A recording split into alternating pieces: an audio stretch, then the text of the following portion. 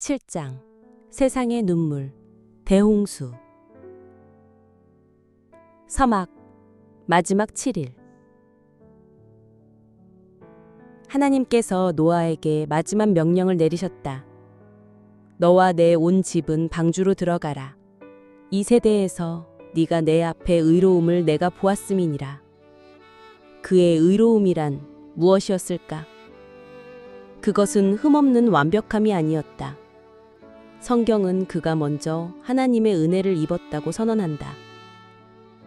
그의 의로움은 그 은혜에 대한 반응이었으며 그것은 바로 하나님과 동행하는 삶으로 나타났다. 동행을 의미하는 히브리어 히트 할르크는 단순한 걸음이 아니었다.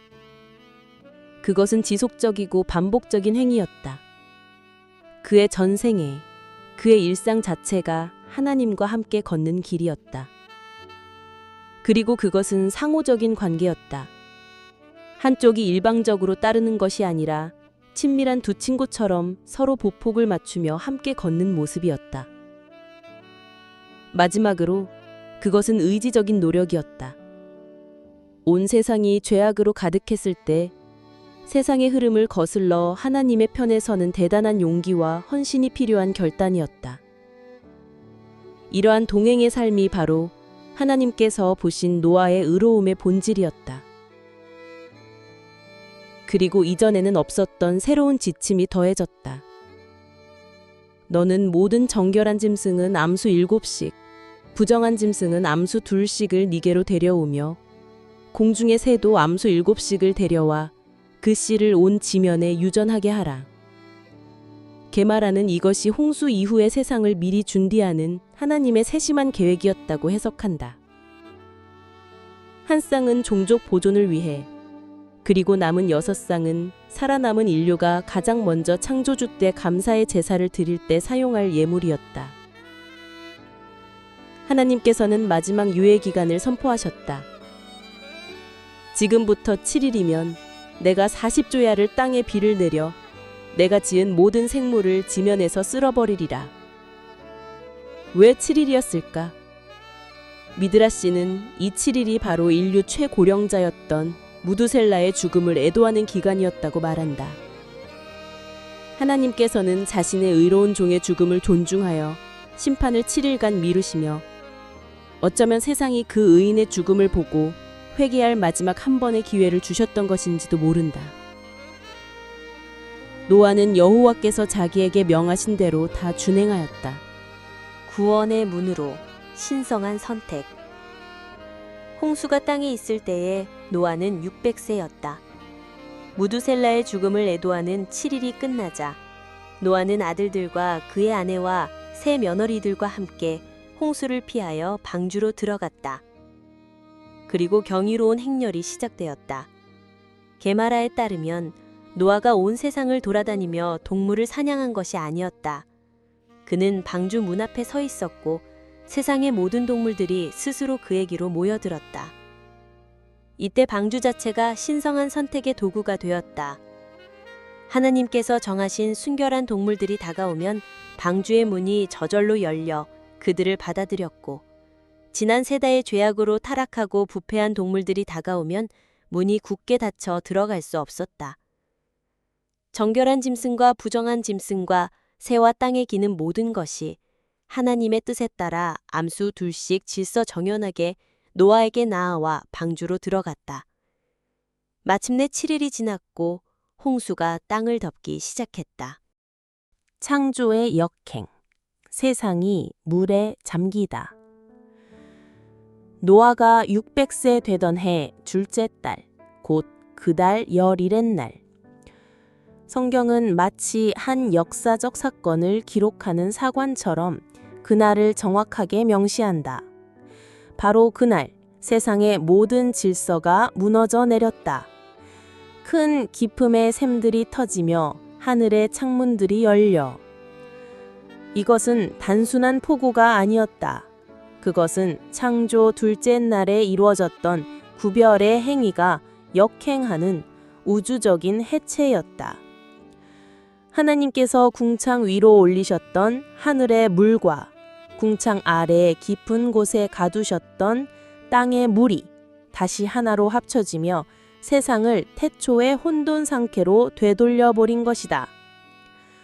창조과학에서는 깊음의 샘이 터진 것을 격렬한 화산 활동과 함께 지하에 거대한 수맥이 터져나온 곳으로, 하늘의 창문이 열린 것을 대기권 밖을 감싸고 있던 궁창 위의 물층이 쏟아져 내린 것으로 묘사하여 이것이 전 지구적인 지각 변동을 동반한 대격변이었음을 설명한다.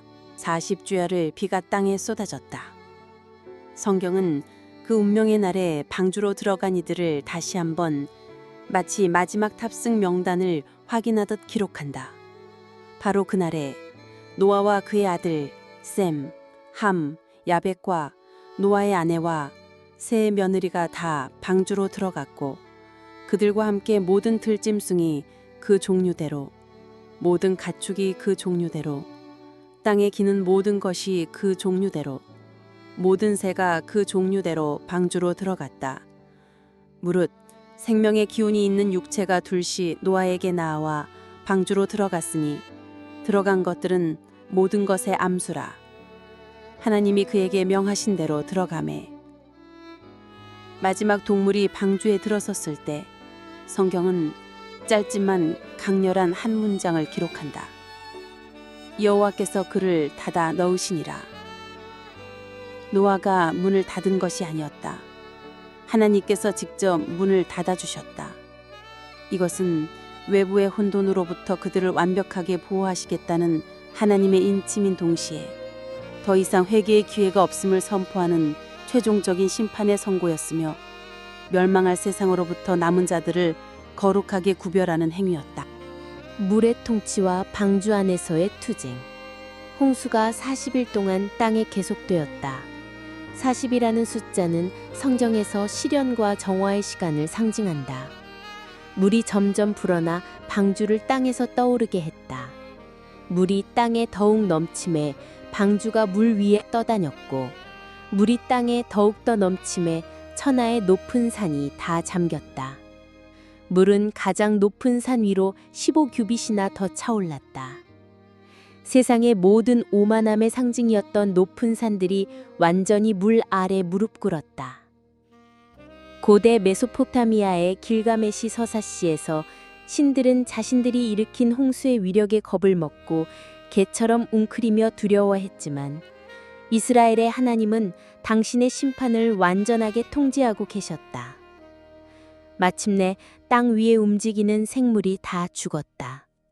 새와 가축과 들짐승과 땅에 기는 모든 것과 모든 사람이라. 육지에 있어 그 코에 생명의 기운의 숨이 있는 것은 다 죽었다.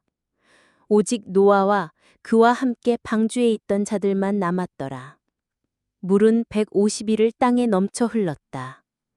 밖은 죽음의 침묵이 지배했지만 방주 안은 생존을 위한 처절한 투쟁의 공간이었다. 탈무드는 이 기간 동안 노아와 그의 가족이 겪었을 고난을 생생하게 묘사한다. 게마라에 따르면 노아는 밤낮으로 잠을 거의 자지 않았다. 각 동물의 생활 습성과 먹이지는 시간이 모두 달랐기 때문이다. 그는 12개월 동안 허리를 펴지 못하고 끊임없이 동물들을 돌보며 봉사해야 했다. 그리고 어느 날은 노아가 사자에게 먹이를 주는 시간이 조금 늦어졌다. 배고픔에 격분한 사자는 노아를 앞발로 쳐서 그에게 심각한 상처를 입혔다. 이 상처로 노아는 평생 다리를 절게 되었다고 한다. 이는 훗날 그가 제사장의 역할을 아들 셈에게 넘겨주는 복선이 되었다. 작은 방주 한 척만이 인류의 유일한 희망과 그 안에서 벌어지는 고된 투쟁을 싣고 텅 빈 죽음의 바다 위를 정처 없이 떠다니고 있었다. 8장. 다시 부는 바람, 새로운 약속. 서막. 하나님의 기억과 재창조의 바람. 150일간 세상은 거대한 침묵의 바다였다. 방주 안에 갇힌 생명의 씨앗들은 망망대해 위에서 오직 창조주의 손길에 의지해 떠다니고 있었다. 그리고 마침내 성경은 이렇게 기록한다. 하나님이 노아와 그와 함께 방주에 있는 모든 들짐승과 가축을 기억하사. 기억하다는 히브리어 동사 자카르는 잊었던 것을 떠올린다는 뜻이 아니었다. 하나님께서는 결코 잊으시는 분이 아니기 때문이다. 자카르는 언약 관계에 있는 대상을 향해 마음에 새기고 마침내 행동을 시작하다는 의미를 지닌 매우 능동적인 단어였다. 하나님께서 땅 위에 바람을 불게 하심에 물이 줄어들기 시작했다. 이 루아흐는 창세기 1장에서 혼돈의 물 위를 감싸던 바로 그 하나님의 영과 같은 단어였다. 이것은 재창조의 서막이었다. 아라랏산의 안식과 거룩한 기다림. 기품의 샘과 하늘의 창문이 닫히고 비가 그치자 물은 150일을 정점으로 줄어들기 시작했다. 그리고 일곱째 달 곧 그 달 열일의 날에 방주가 아라랏 산맥의 한 봉우리에 머물렀다. 열째 달 곧 그 달 초하룻 날에는 마침내 다른 산들의 봉우리가 보였다. 방주 안의 시간은 어떻게 흘러갔을까? 게마라는 성경 본문에 근거하여 그 시간을 깊이 묵상한다. 밖에서는 온 세상이 하나님의 심판 아래 신음하고 있었다. 이러한 전 지구적인 애도의 기간에 방주 안에서 개인적인 기쁨과 쾌락을 추구하는 것은 합당하지 않았다.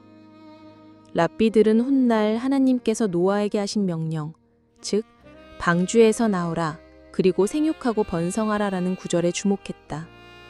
그들은 이 명령을 역으로 해석하여 방주에서 나오기 전까지는 생육하고 번성하는 것, 즉 부부관계가 금지되었다고 가르쳤다. 노아와 그의 가족, 그리고 모든 동물들은 세상의 비극에 동참하는 의미에서 거룩한 금욕의 서약을 맺고 있었던 것이다. 방주는 생명을 이어가는 장소가 아니라 다음 세대를 위해 생명을 보존하는 거룩한 성소였다. 순종의 기다림과 새로운 시작. 노아가 600안살이 되던 해 첫째 달, 곧 그 달 초하룻 날 새해 첫날에 마침내 땅 위에서 물이 거쳤다. 노아가 방주 뚜껑을 열고 본즉 지면에서 물이 거쳤다. 그러나 노아는 땅이 마른 것을 보고도 바로 밖으로 나가지 않았다. 그는 둘째 달 20일의 날까지 거의 2달 가까이를 더 방주 안에서 기다렸다. 왜였을까? 그는 자신의 판단이 아닌 하나님의 명령을 기다렸던 것이다. 하나님의 명령으로 방주에 들어갔듯이, 그리고 방주 안에서 거룩한 금욕의 서약을 지켰듯이 그는 하나님의 명령이 있어야만 그 서약을 풀고 새로운 생명의 시작을 선포할 수 있다고 믿었다. 마침내 하나님께서 말씀하셨다. 너는 내 아내와 내 아들들과 내 며느리들과 함께 방주에서 나오고 모든 생물을 다 이끌어내라. 이것들이 땅에서 생육하고 땅에서 번성하리라. 이것은 단순한 외출 명령이 아니라 애도의 시간을 끝내고 이제 다시 생명의 기쁨을 누려도 좋다는 하나님의 따뜻한 허락이자 축복이었다. 노아와 그의 가족, 그리고 모든 짐승이 그 종류대로 방주에서 나왔다. 제단과 하나님의 새로운 방식. 방주에서 나온 노아가 가장 먼저 한 일은 여호와께 제단을 쌓는 것이었다. 그는 모든 정결한 짐승과 정결한 새 중에서 제물을 취하여 번제로 제단에 드렸다. 여호와께서 그 향기로운 냄새를 맡으시고 그 중심에 이르셨다. 그리고 하나님께서는 인리를 향한 당신의 방식을 바꾸기로 결심하셨다. 내가 다시는 사람으로 말미암아 땅을 저주하지 아니하리니 이는 사람의 마음이 계획하는 바가 어려서부터 악함이라. 하나님께서는 홍수 심판을 통해 인간의 악한 본성이 근본적으로 변하지 않음을 확인하셨다. 그래서 하나님께서는 인간의 악함에도 불구하고 세상의 질서를 유지하시겠다는 자비로운 약속을 하신 것이다. 땅이 있을 동안에는 심음과 거둠과 추위와 더위와 여름과 겨울과 낮과 밤이 쉬지 아니하리라. 이 안정적인 자연의 순환이야말로 죄 많은 인간이 살아갈 수 있도록 하나님께서 베푸신 은혜의 안전망이었다. 새로운 세상은 인간의 의로움이 아닌 하나님의 변치 않는 자비 위에 세워지게 된 것이었다.